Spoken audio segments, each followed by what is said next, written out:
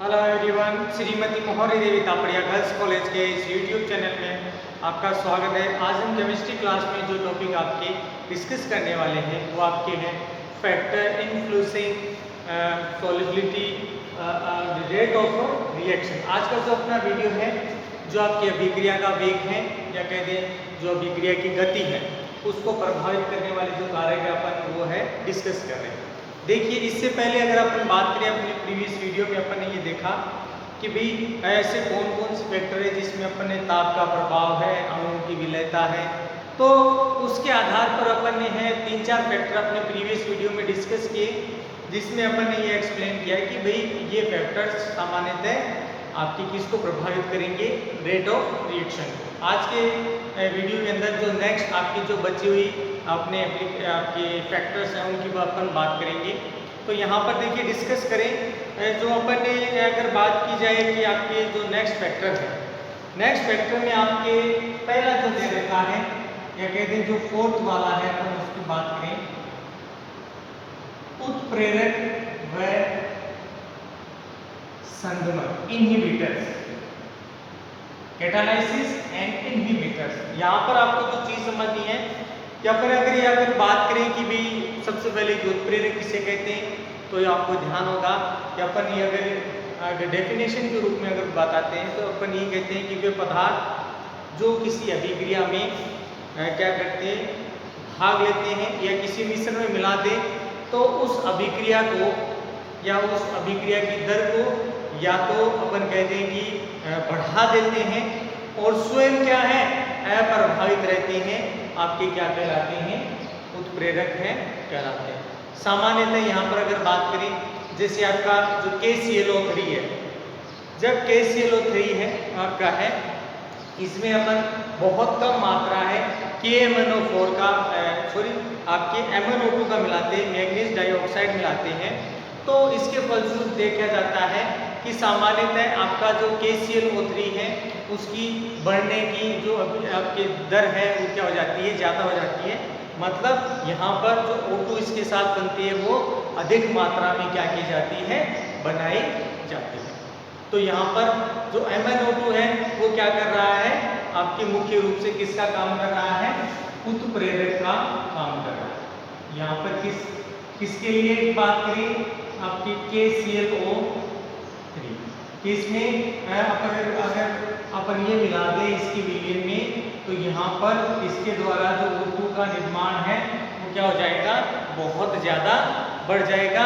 यहाँ पर अगर बात करें जैसे मान लो ये नॉर्मल अगर अभिक्रिया होती तो बहुत उच्च ताप की आवश्यकता होती, लेकिन जैसे ही अपन ने ये कैटालाइस्ट मिला दिया या अपन के जो उत्प्रेरक मिलाया उस उत्प्रेरक की वजह से यहाँ पर इसकी मात्रा है वो क्या हो जाती है, बढ़ जाती है। तो यहाँ पर ये इसके रूप में काम कर रहा है, उत्प्रेरक के रूप में काम कर रहा है। यहाँ पर अगर बात करें इसके अलावा तो अगर बात करें कि भी अगर आपके फ्यूल सेल पढ़ा होगा, अगर आपने फ्यूल सेल पढ़ा है, फ्यूल सेल में अपन ने देखा था कि हाइड्रोजन और आपके ऑक्सीजन है ये आपके प्लेटिनम उत्प्रेरक की उपस्थिति में अभिक्रिया करके जल का निर्माण करती है। यहाँ पर क्या बताया गया है कि ये अभिक्रिया भी इस उत्प्रेरक की उपस्थिति में कह दें या फिर इसके ऊपर क्या की जाती है, इस गैसों की जो अभिक्रिया है वो संपन्न करवाई जाती है।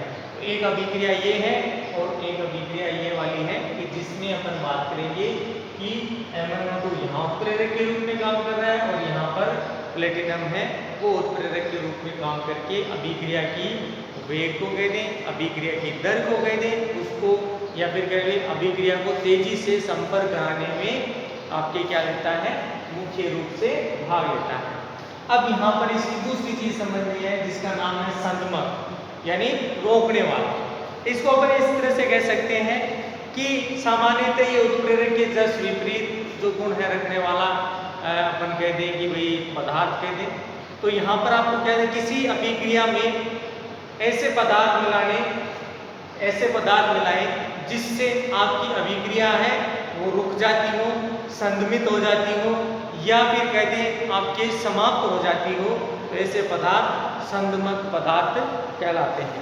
यहाँ पर अगर बात करें, एक एग्जाम्पल दे रखा आपके संदमक जो अभिक्रिया है उसके लिए, यहाँ पर बताएंगे एल्किल एमाइड है RNH2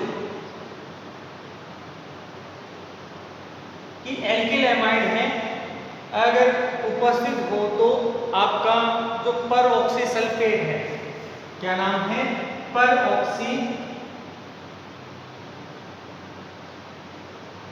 सल्फेट। ये पर ऑक्सी सल्फेट क्या है, अभिक्रिया में भाग लेता है, SO4-2 है उसका क्या करता है, क्रियाशील पदार्थ है उसका निर्माण करता है। और ये जो क्रियाशील पदार्थ बनता है ये आपका क्या करता है, आज की जो अभिक्रिया है उसकी दर को कहते हैं, उसकी गति को क्या कर देता है, कम कर देता है। ध्यान रखना है यहाँ पर ये क्या करेगा, अभिक्रिया को कम कर देता है। दूसरी ओर अगर अपन यहाँ पर बात करें कि यहाँ पर उत्प्रेरक की भी उपस्थिति है, तब भी आपको ये ध्यान रखना है कि यहाँ पर संपन्न कराने के लिए आपका जो अभिक्रिया है उसके लिए ये संदमक पदार्थ है अभिक्रिया के वेग को ओवरऑल कम करने का काम करता है। मतलब उत्प्रेरक है वो अभिक्रिया की दर को बढ़ाने का काम करता है और संदमक है वो अभिक्रिया को कम करने का काम करता है। और दोनों से रिलेटेड अपन ने एग्जांपल लेके, एक एल्किल एमाइड है जिसमें अपन ने पर ऑक्सी सल्फेट मिलाया तो अभिक्रिया की दर है वो क्या हो जाती है, कम हो जाती है, घट जाती है। तो ये था इसका पहला जो आपके इसके फोर्थ आपके फैक्टर जो आपके उत्प्रेरक और संदमक से रिलेटेड था। इसके बाद अगर बात की जाए तो यहाँ पर नेक्स्ट जो पांचवें आपके दे रखा है फैक्टर, पांचों फैक्टर दे रखा है माध्यम की पीएच।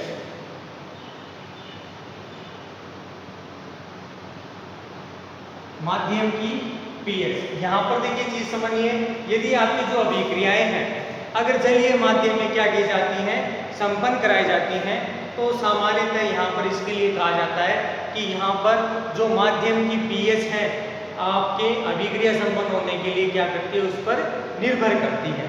जैसे अपन बात करें कि आपका जो धातु आयन है ये ऑक्सीकरण अभिक्रिया संपन्न कराता है, क्या है, ऑक्सीकरण अभिक्रिया।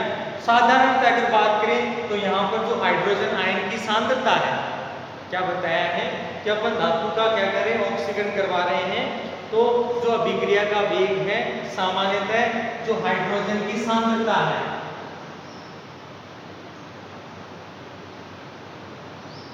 उस पर क्या करता है, निर्भर करता है। और अपन यहाँ पर इसको जो है 2-3 एग्जांपल से समझते हैं। जैसे आपका एक यौगिक है ये वाला Ti+3 अवस्था वाला। इसी तरह से बात करें आपका FeCl6-4, ये जो जब ऑक्सीजन आपकी सामान्यतः इसका कर देता है तो यहाँ पर इसके द्वारा क्या देखने को मिलेगा कि ये वाला सामान्यतः सेकंड में चेंज हो जाता है और ये वाला आपका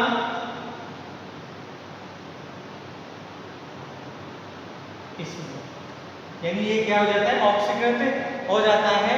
तो यहाँ पर क्या बताया गया है कि ये वाला तो क्या है, ऑक्सीकरण आसानी से हो जाता है, सामान्यतः ये ऑक्सीकरण नहीं होता। ये आपका अम्लीय माध्यम में क्या किया जाता है, संपन्न करा दिया जाता है। जबकि अगर इसी के लिए अगर अपन अम्लीय माध्यम काम में ले तो सामान्यतः इसमें ऑक्सीकरण आपका संपन्न नहीं कराएगा। जब इसके लिए अपन क्या करें, क्षारीय माध्यम में काम में ले, ठीक है, तब इसमें जो है आपके ऑक्सीकरण है वो इसके लिए क्या किया जा सकता है, संपन्न कराया जा सकता है। तो मतलब यहाँ पर जो माध्यम की पीएच है उस पर निर्भर करता है कि आपकी जो अभिक्रिया है उसमें आपका यौगिक बनेगा या नहीं बनेगा। उसमें आपको मुख्य रूप से इनके बारे में जो पता होना चाहिए कि भाई यहाँ पर अम्लीय माध्यम है, ये क्षारीय माध्यम है, उसमें ही आपकी जो अभिक्रिया है वो क्या की जाएगी, संपन्न करवाई जाएगी। तो ये था इसका नेक्स्ट फैक्टर आपके माध्यम की पीएच। अब बात करते हैं इस अगला जो 6 नंबर आपके हैं, 6 नंबर वाला दे रखा है माध्यम की प्रकृति। देखिए ये भी जो है अभी थोड़ी देर पहले जो पढ़ा है अपने उसी की तरह ही है। अगर यहाँ पर अगर बात करें, अगर आपका क्रियाकारक आयनिक हो या ध्रुवीय क्रियाकारक, कैसा हो, आयनिक हो या ध्रुवीय क्रियाकारक हो, तो सामान्यतः जो ध्रुवीय विलायक हैं वो तेजी से क्या करेंगे, इसमें अभिक्रिया करेंगे। क्या भी कि क्रियाकारक कैसा हो, ध्रुवीय हो, आयनिक ध्रुवीय हो, तो क्रियाकारक जो आपका अभिक्रिया कर रहा है, ठीक है, ध्रुवीय प्रकृति का हो गया, तो इसमें जो ध्रुवीय यौगिक हैं वो क्या करेंगे, आसानी से अभिक्रिया करेंगे और अभिक्रिया करने के फलस्वरूप इनमें अलग अलग प्रोडक्ट है उसका आसानी से निर्माण कर दिया जाता है। जबकि यही बात अपन किसके लिए कहें कि भाई यहाँ पर अपन क्या ले, अध्रुवीय विलायक का ले कि अपन ले, तो यहाँ पर क्रियाकारक है सामान्यतः मंद गति से है, वो क्या की जाएगी, अब क्या अभिक्रिया संपन्न की जाएगी। अतः अपन यहाँ पर क्या कर सकते हैं कि किसी अभिक्रिया का जो वेग है, क्या कहें कि जो अभिक्रिया वेग है, ये अभिक्रिया वेग सामान्यतः किस पर निर्भर करता है, माध्यम की प्रकृति पर निर्भर करता है।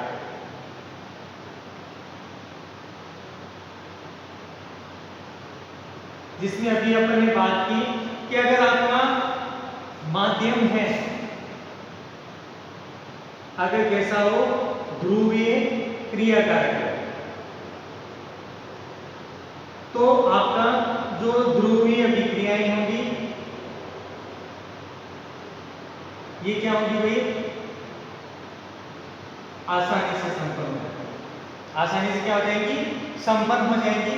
जबकि अगर यहीं पर आपकी अगर बात की जाए कोई अध्रुवीय हो, तब यहाँ पर आपको ये चीज देखने को नहीं मिलेगी, मतलब आसानी से अभिक्रिया संपन्न नहीं होगी। क्योंकि अगर यहाँ पर अगर बात की जाए कि भी माध्यम है, उसको अभिक्रिया करने के लिए अभिक्रिया की जो सक्रियता है या स्पीशीज की जो सक्रियता है वो उसको क्या करती है, प्रभावित करती है। कि भी सक्रियता किस तरह से होगी, वो माध्यम को प्रभावित करेगी और उसकी वजह से अभिक्रिया में भी आपको अभिक्रिया वेग है वो प्रभावित देखने को मिलता है। माध्यम में अगर बात करें, अगर आयनिक और गुणों की बात करें तो यहाँ पर आयनिक सामर्थ्य कह दें या फिर इसका परावैद्युतांक कह दें, वो भी माध्यम पर निर्भर करता है। यहाँ पर जो माध्यम है वो किन पर निर्भर करेगा, आयनिक सामर्थ्य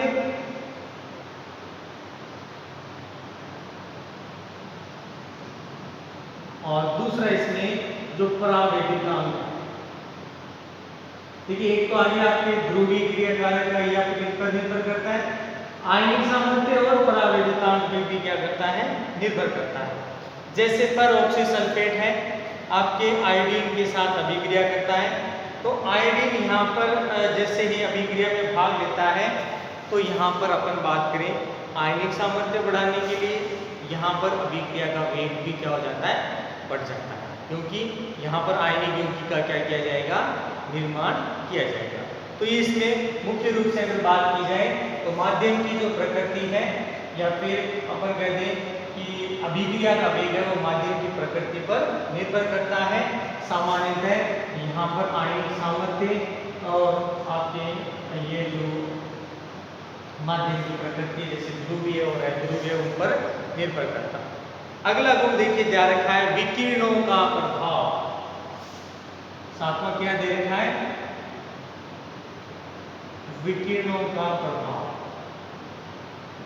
देखिए विकिरणों के प्रभाव से अपन इस तरह से समझ सकते हैं, कैसे अभिक्रिया जिनका अभिक्रिया वेग क्या कहता है बहुत कम हो, तो क्या बताया गया है, ये जो अभिक्रियाएं हैं सामान्यतः विकिरणों का क्या करती हैं, अवशोषण करती हैं। क्या बताया है, कैसी अभिक्रियाएं जो बहुत मंद गति से संपन्न होती हैं, ये क्या करती हैं कि जो विकिरण है उनका क्या करती है, अवशोषण करती है। और अवशोषण करने के फलस्वरूप सामान्यतः इनका जो अभिक्रिया वेग है वो क्या हो जाता है, बढ़ जाता है और यहाँ पर उसके द्वारा अलग अलग प्रोडक्ट का फॉर्मेशन किया जाता है। जैसे यहाँ पर आपकी अभिक्रिया दे रखी है आपकी प्रकाश संश्लेषण के लिए। यहाँ पर अगर बात की जाए तो प्रकाश संश्लेषण है सामान्यतः CO2 प्लस H2 है उनके द्वारा, और किसकी, प्रकाश की उपस्थिति में यहाँ पर संपन्न की जाती है। विकिरणों का अवशोषण होगा तो इसके द्वारा C6H12O6 का निर्माण हो जाता है, प्लस 6O2 बनता है। क्या बन जाएगी, 6O2। इसी प्रकार बात करें जो सूर्य का प्रकाश है उसकी उपस्थिति में अगर बात की जाए, हाइड्रोजन और आपकी जो Cl2 गैस है ये अभिक्रिया करके आपकी HCl का क्या कर देती है, निर्माण कर देती है। इसका निर्माण करेगी, HCl का निर्माण कर देती है। तो ये था आपके जो विकिरण है उसका प्रभाव। इसके बाद दे रखा है अभिक्रिया का दाब। यहाँ पर क्या बताया है, अगर बात की जाए कि वे अभिक्रियाएं जिनमें उत्पाद का जो आयतन है सामान्यतः अभिकारक के आयतन से क्या होता है, अधिक होता है। क्या होता है, उत्पाद का आयतन है अभिकारक के आयतन से क्या होता है, आपके जो है सामान्यतः अगर कम होता है, अभिकारकों के आयतन से क्या होगा, अगर आपका उत्पाद है आयतन कम होता है। तो अगर यहाँ पर अगर बात की जाए तो अभिक्रिया का जो दाब है या अभिक्रिया का जो दाब अपन है क्या करते हैं, बढ़ाते हैं, तो मात्राएं भी क्या हो जाएंगी, आपकी बढ़ जाती है, जो कम थी वो बढ़ जाएंगी। तथा अगर यदि यहाँ पर कहें कि उत्पाद का जो आयतन है वो अभिकारक के आयतन से अधिक होता है, तो यहाँ पर अपन कहेंगे कि अभिक्रिया का अपन क्या बढ़ा दें, वेग बढ़ाने पर जो दाब है वो क्या हो जाता है, कम हो जाता है। कि भाई दोनों स्थितियाँ बता दी कि एक तो जो आपका उत्पाद का आयतन है अभिकारक के आयतन से क्या है, कम है, तो यहाँ पर अभिकारक का दाब बढ़ाने पर आपका क्या बढ़ जाएगा, जो अभिकारक है वो बढ़ जाएगा। जबकि दूसरी तरह से बात करें कि भाई उत्पाद का आयतन है अभिकारक के आयतन से क्या हो, अधिक होता है, तो यहाँ पर अभिकारक का जो अभिक्रिया का जो दाब वो कम कर देते हैं, तो यहाँ पर ये कम हो जाता है। तो यहाँ पर ये मुख्य रूप से आपको ये जो अंतर देखने को मिलेगा। अब इस तरह से देखिए कुछ एग्जाम्पल से समझना है। जैसे N2 प्लस अपन अगर अभिक्रिया की बात करें 3H2 है, इसके द्वारा किसका निर्माण हो रहा है, 2NH3 का। अगर यहाँ पर इसका अपन दाब बढ़ाएं तो क्या है, दाब बढ़ाने पर इसकी गतिविधि या दर है बढ़ जाती है। क्या है, दर का बढ़ना, तो यहां पर दर बढ़ गई। इसी तरह से बात करें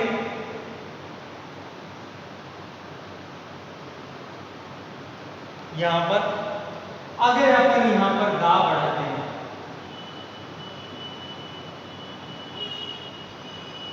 तो यहां पर गति क्या हो जाती है, कम हो जाती है। इसी तरह से अगर और बात की जाए H2 प्लस I2 बन गया 2HI। यहाँ पर क्या बताया गया है कि सामान्यतः दाब बढ़ाने तथा घटाने पर, ठीक है, दर पे कोई प्रभाव नहीं पड़ता।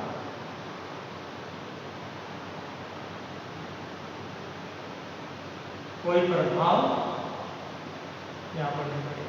तो ये इसमें आपके जो आपके दाब अभिक्रिया पर दाब का जो प्रभाव है वो अपन है। लास्ट आपके दे रखा है, इसमें अगर बात की जाए यहाँ पर दे रखा है जो आपका क्रियाकारक है उसका क्षेत्रफल, कि क्रियाकारक का क्षेत्रफल है वो इसमें किस तरह से प्रभावित करता है। तो यहाँ पर अगर बात की जाए कि अगर आपका क्रियाकारक